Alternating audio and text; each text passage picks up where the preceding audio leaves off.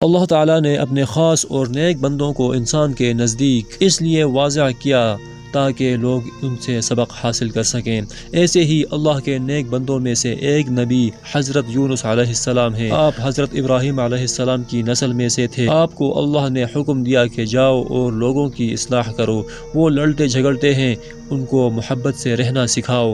حضرت یونس علیہ السلام نے اللہ کے حکم کی تعمیل کی اور لوگوں کو سمجھانے لگے کہ پیار محبت سے رہا کرو، اللہ کو حسن و سلوک بہت پسند ہے، پر وہ لوگ نہ مانے اور حضرت یونس علیہ السلام کی توہین کرنے لگے۔ پھر بھی اللہ کے نبی نے سالوں سال محنت کی اور ان کو سیدھا رستہ دکھانے کی کوشش کی، پر وہ لوگ نہ مانے اور آپ کا مذاق بنانے لگے۔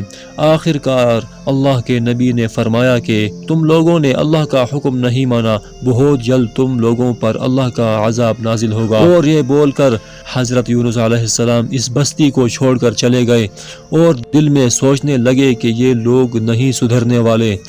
حضرت یونس علیہ السلام نے اللہ کی اجازت کے بغیر ہی بستی کے لوگوں کی اصلاح کرنا چھوڑ دی۔ کچھ ہی دن گزرے اور آسمان پر ایک بڑا سا بادل بن گیا جس میں آگ کے شعلے اور بجلی چمک رہی تھی۔ جب بستی کے لوگوں نے یہ سب دیکھا تو وہ لوگ سمجھے کہ شاید قوم لوط کی طرح ہم پر بھی عذاب نازل ہو گیا ہے۔ وہ لوگ گھبرا کر اللہ کے سامنے ہاتھ جوڑنے لگے، دعائیں مانگنے لگے اور کہنے لگے یونس سچا تھا، اس کا اللہ بھی سچا تھا، ہم نے اس کی بات نہیں مانی اور اب ہم پر اللہ کا عذاب آ گیا ہے اور ہمیں اب کوئی نہیں بچا سکتا۔ اتنے میں ایک شخص نے کہا چلو اللہ سے اپنے گناہوں کی معافی مانگتے ہیں، وہ ہمیں معاف کر دے گا۔ سب لوگ زمین پر ہاتھ جوڑ کر بیٹھ گئے اور اللہ سے رو رو کے دعا کرنے لگے کہ یا اللہ ہمیں معاف کر دے۔ 3 دن تک اللہ سے دعا مانگتے رہے۔ اللہ تو رحیم و کریم ہے، اپنے بندوں کو معاف کر دیتا ہے، اور حضرت یونس علیہ السلام کی قوم کو بھی معاف کر دیا اور وہ آگ کا گولہ اس بستی سے دور چلا اور سب نے اللہ کا شکر ادا کیا اور حضرت یونس علیہ السلام کا انتظار کرنے لگے تاکہ وہ آئے اور ہمیں اللہ کا دین سمجھائے، امن اور محبت سے رہنا سکھائے۔ اور دوسری طرف حضرت یونس علیہ السلام کشتی میں سوار ہو کر اس بستی سے دور جا رہے تھے اور سوچ رہے تھے کہ دوبارہ کبھی اس بستی کے لوگوں کے پاس نہیں آؤں گا اور نہ ہی ان کو سیدھا راستہ دکھاؤں گا۔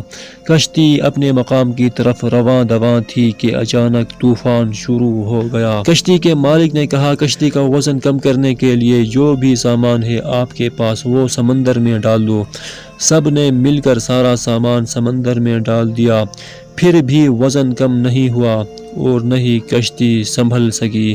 تب ایک شخص نے فیصلہ کیا کہ ہم میں سے کسی ایک کو سمندر میں گرنا ہوگا۔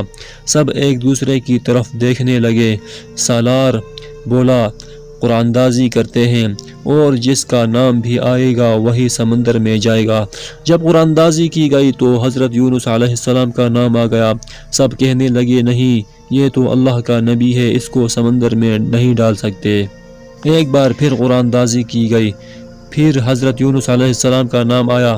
تیسری بار پھر قرآن اندازی کی گئی، پھر حضرت یونس علیہ السلام کا نام آ گیا۔ تب حضرت یونس علیہ السلام سمجھ گئے کہ یہ اللہ کی مرضی ہے اور یہ سوچ کر وہ سمندر میں کود گئے۔ اللہ نے ایک مچھلی کو حکم دیا کہ جاؤ اور میرے نبی کو اپنے پیٹ میں رکھو۔ مچھلی نے حضرت یونس علیہ السلام کو نگل لیا۔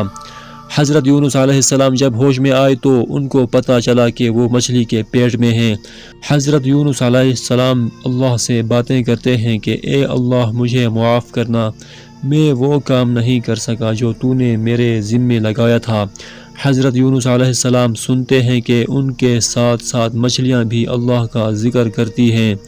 حضرت یونس علیہ السلام کو 40 دن مچھلی کے پیٹ میں گزر گئے۔ ایک دن حضرت یونس علیہ السلام کو خیال آیا کہ اللہ کو اس کی سب سے محبوب چیز کا واسطہ دوں، پھر اللہ میری دعا قبول کرے گا۔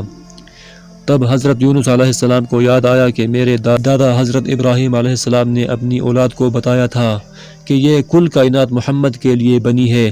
پھر حضرت یونس علیہ السلام نے دعا کی، اے اللہ اپنے پیارے نبی حضرت محمد صلی اللہ علیہ وسلم کے صدقے مجھے اس قید سے رہا کر۔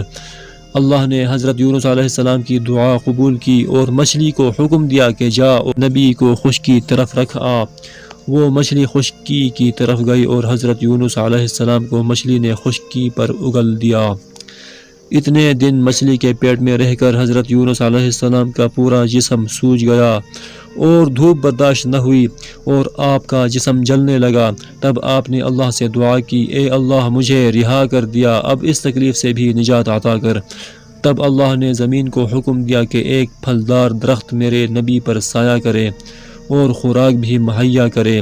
اللہ کے نبی اس درخت کے سائے میں صحت یاب ہونے لگے۔ جب مکمل طور پر صحت یاب ہو گئے تو اللہ کے نبی واپس اس بستی میں چلے گئے جہاں اللہ نے حکم دیا۔